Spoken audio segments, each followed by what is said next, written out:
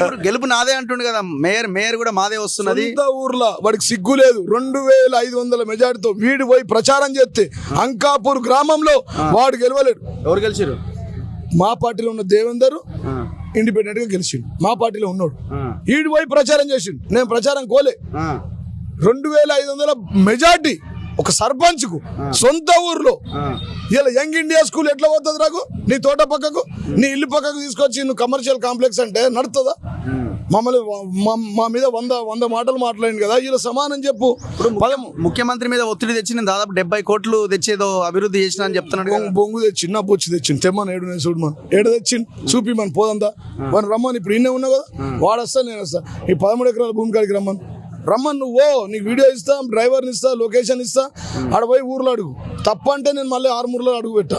అది తప్పు అంటే. వినయ్ రెడ్డి మీ ఇద్దరు పార్ట్నర్లు అంటే కదా, మీ ఇద్దరు దొంగలు, కబ్జా కోర్లు ఇద్దరు కలిసి పనిచేస్తారు. 2 సార్లు గెలిచినాం కదా. ఇప్పుడు వాడు కాంగ్రెస్ బీజేపీ అక్రమ సంబంధం, సజీవ సాక్ష్యం. వీడు కత్తెర గ్యాంగ్, వీళ్ళిద్దరు సుదర్శన్ రెడ్డి గాడు వీడు కత్తెరలు పట్టుకొని తిరుగుతురు గలీలలో. ఏమంటే ఈడో కట్టి చేస్తాడు, వాడు కట్టి చేస్తాడు. నిధులు నాయి, మందికి పుట్టిన వాళ్ళు మా వాళ్ళు అని చెప్తారు. వీళ్ళు నిధులు తెచ్చింది జీవన్ రెడ్డి. 100 కోట్ల నిధులు నేను తీసుకొచ్చిన. ఇవాళ అంటాడు సుదర్శన్ రెడ్డి గారు వస్తాడు, వీడి ఇంటికాడ అవుతాడు, వచ్చి ఇనాగ్రేషన్లు చేస్తాడు. వాడు వీడు కలిసి ఇద్దరు ఇనాగ్రేషన్ చేస్తారు. మళ్ళీ పోయి అంకాపూర్ చికెన్ తింటాడు. వాడు బోధానికి వెళ్ళిపోతాడు. ఇప్పుడు వినయ్ రెడ్డి గారు అంటాడు డిగ్రీ సముదాయంలో 100 ఎకరాలలో కావాలి స్కూళ్ళు, కాలేజీలు అని అన్ని ఎడ్యుకేషన్ అప్ చేసినాం. నాకు మన క్యాంపస్ లాగా పిప్రి డిగ్రీ కాలేజ్ దగ్గర 100 ఎకరాలు కేటాయించినాం. అన్ని అందులో గురుకులాలు, డిగ్రీ కాలేజు, ఇంటర్మీడియట్ అన్ని చేశాం. ఇది కూడా అక్కడ ఉంటే బాగుంటుంది. క్రికెట్ స్టేడియం కూడా దాంట్లో ఉంది, స్పోర్ట్స్ స్టేడియం కూడా దాంట్లో ఉంటుందని అప్పుడు 5 కోట్లు కేటాయించాడు. యంగ్ ఇండియా స్కూల్ ఆడుండాలని వినయ్ రెడ్డి గారు ప్రపోజల్ చేసింది. పాపం మమ్మల్ని కలెక్టర్ అడిగితే ప్రతిపక్షాలు అది బాగుంటుందమ్మా, మేమున్నప్పుడు కూడా 100 ఎకరాలు అక్కడ పెట్టినాం బాగుందంటే పట్టి సుదర్శన్తో కుమ్మక్క అయిపోయి లోపాయికారు ఒప్పందం చేసుకొని భూమి ధర పెరగాలి కదా.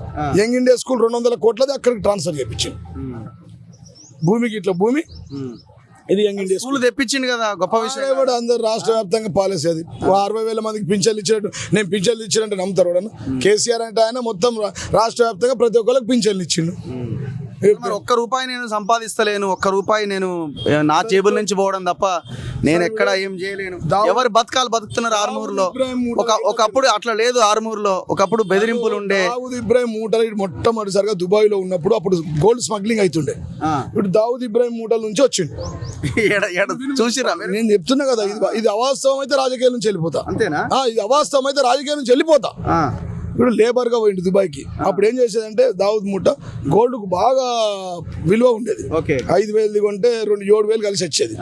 అయితే అప్పుడు ఏం చేసేది, ఎవరైతే లేబర్లు వస్తారో వాడు ఫ్లైట్ టికెట్ ఇస్తే వాళ్ళు గోల్డ్ తీసుకొస్తుండే. తీసుకొచ్చిన తర్వాత ఎయిర్పోర్ట్ లో రాగానే కలెక్ట్ చేసుకుంటారు. దానికి కానీ కొంత డబ్బులు ఇచ్చేది. వాళ్ళు అప్పుడు వాళ్ళు వీడు రెడీ ఉన్నారు, వీడు గుండు తీసుకొని వైజాగ్ వారిపోయింది. 30 ఏళ్ళు ఆరుమూరుకు రాలే. ఎన్ని ఇయర్లు? 30. నీ వయసు ఎంత తరకు? 40 కదా, అన్ని కలిపి 40 కదా. అంటే నువ్వు 10 ఏళ్ళ వయసు ఉన్నప్పుడు ఆయన పోయిండు.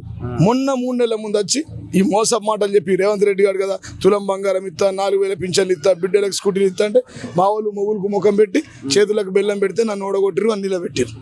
చెప్తా ఉన్నా, మోసపోయిర్రు, నన్ను కోసం పెట్టిరు. ఇవాళ వాడు 30 ఏళ్ళ తర్వాత వచ్చి 3 నెలలు గెలిచినాక ఒక్క రూపాయి తీసుకొస్తే దేనికనేది అనుకున్నా. అది రాష్ట్ర వ్యాప్తంగా young India school Revanth Reddy proposal పెట్టి దాంట్లో భాగం. నువ్వు ఆర్మూర్ డిగ్రీ కాలేజీలో 100 ఎకరాల అబ్బుండంగా అక్కడ మినీ క్యాంపస్ కాగా ఒక ఉస్మానియా యూనివర్సిటీ లేక ఆర్మూర్ యూనివర్సిటీ అవుతా ఉంటే అక్కడి నుంచి తీసుకొచ్చింది అంకాపూర్ ఊర్లో ఎందుకురా? ఇటు రోడ్డు మీద కమర్షియల్ భూమి ఉంది, ఇల్లు ఉంది, ఇల్లు పక్కన కమర్షియల్ ఉంది, ఆడ 3 ఎకరాల భూమి ఉంది. కాబట్టి ఆ భూమి పక్కకు ల్యాండ్ పక్కకు 13 ఎకరాల అసైన్మెంట్ ల్యాండ్